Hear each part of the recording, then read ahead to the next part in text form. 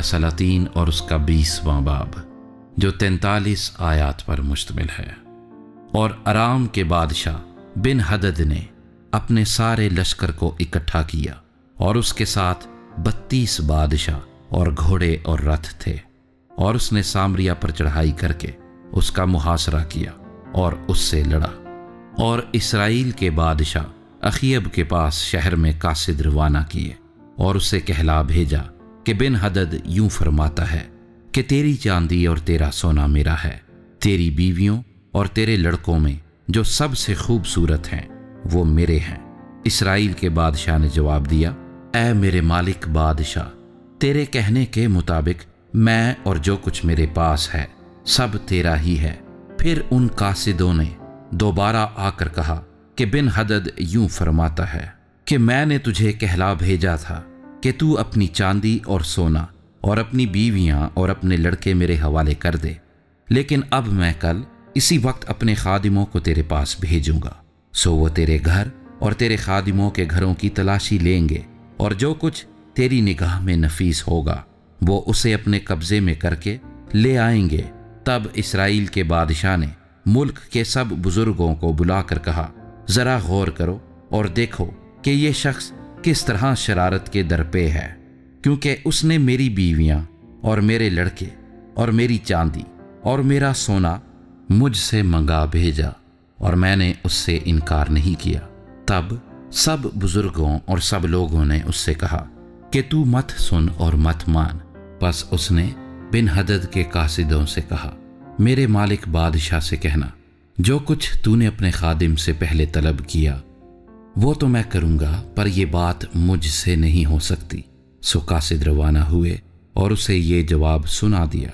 تب بن ہدد نے اس کو کہلا بھیجا کہ اگر سامریا کی مٹی ان سب لوگوں کے لیے جو میرے پیرو ہیں مٹھیاں بھرنے کو بھی کافی ہو تو دیوتا مجھ سے ایسا ہی بلکہ اس سے بھی زیادہ کریں۔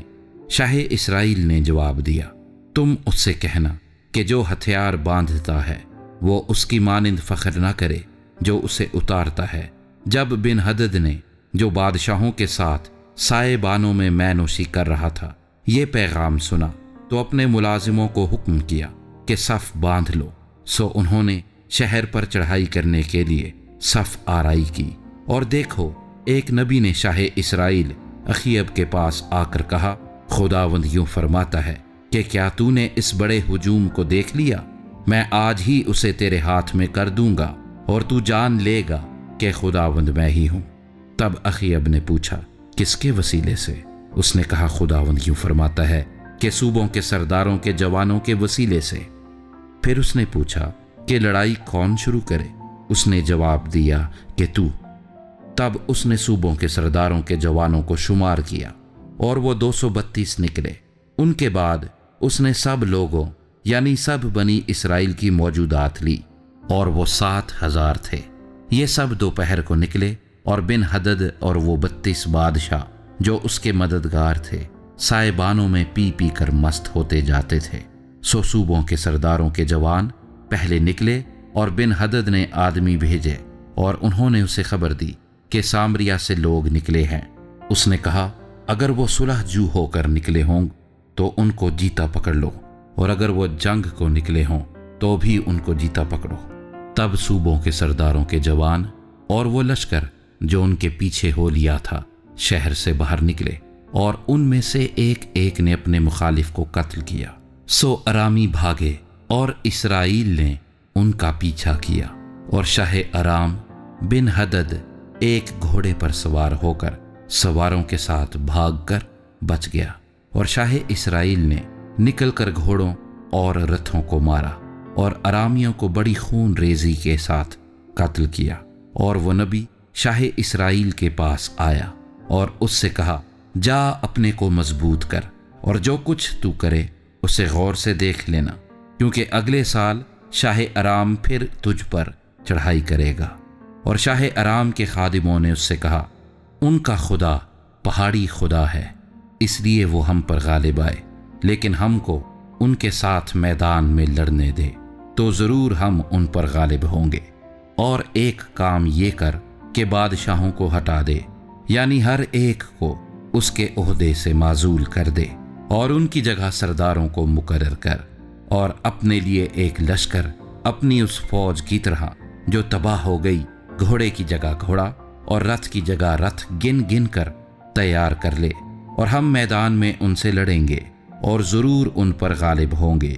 سو اس نے ان کا کہا مانا اور ایسا ہی کیا، اور اگلے سال بن ہدد نے ارامیوں کی موجودات لی اور اسرائیل سے لڑنے کے لیے افیق کو گیا، اور بنی اسرائیل کی موجودات بھی لی گئی اور ان کی رسد کا انتظام کیا گیا، اور یہ ان سے لڑنے کو گئے، اور بنی اسرائیل ان کے برابر خیمہ زن ہو کر ایسے معلوم ہوتے تھے جیسے ہلوانوں کے 2 چھوٹے ریوڑ پر ارامیوں سے وہ ملک بھر گیا تھا۔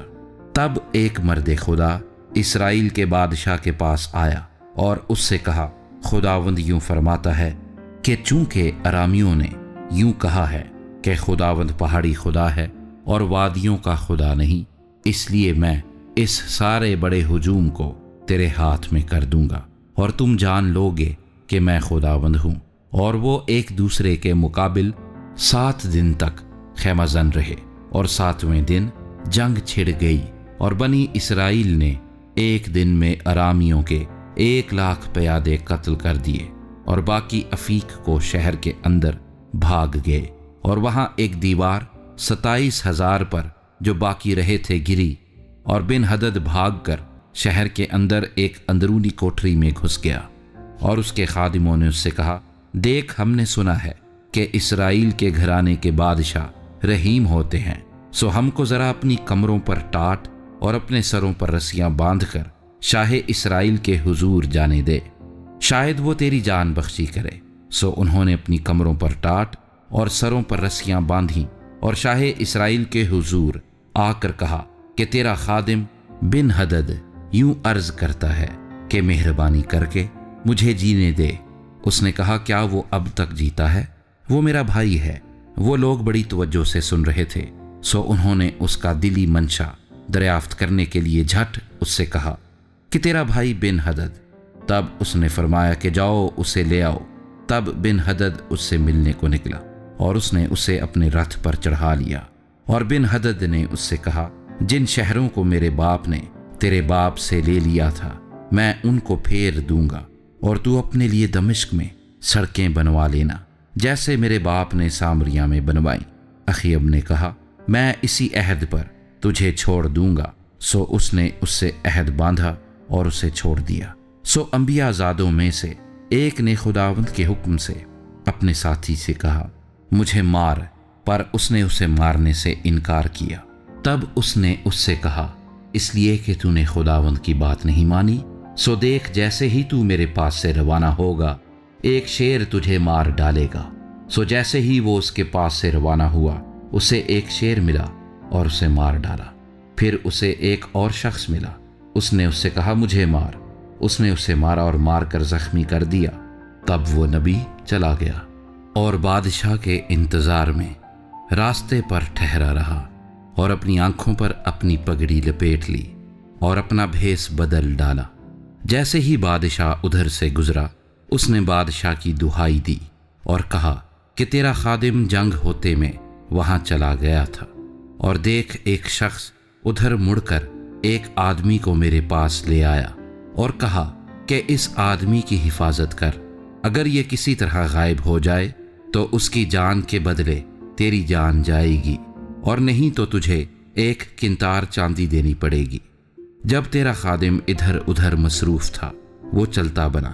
شاہ اسرائیل نے اس سے کہا، تجھ پر ویسا ہی فتویٰ ہوگا، تو نے آپ اس کا فیصلہ کیا۔ تب اس نے جھٹ اپنی آنکھوں پر سے پگڑی ہٹا دی، اور شاہ اسرائیل نے اسے پہچانا کہ وہ نبیوں میں سے ہے، اور اس نے اس سے کہا، خداوند یوں فرماتا ہے، اس لیے کہ تو نے اپنے ہاتھ سے ایک ایسے شخص کو نکل جانے دیا جسے میں نے واجب القتل ٹھہرایا تھا، سو تجھے اس کی جان کے بدلے اپنی جان اور اس کے لوگوں کے بدلے اپنے لوگ دینے پڑیں گے۔ سو شاہ اسرائیل اداس اور ناخوش ہو کر اپنے گھر کو چلا اور سامریا میں آیا۔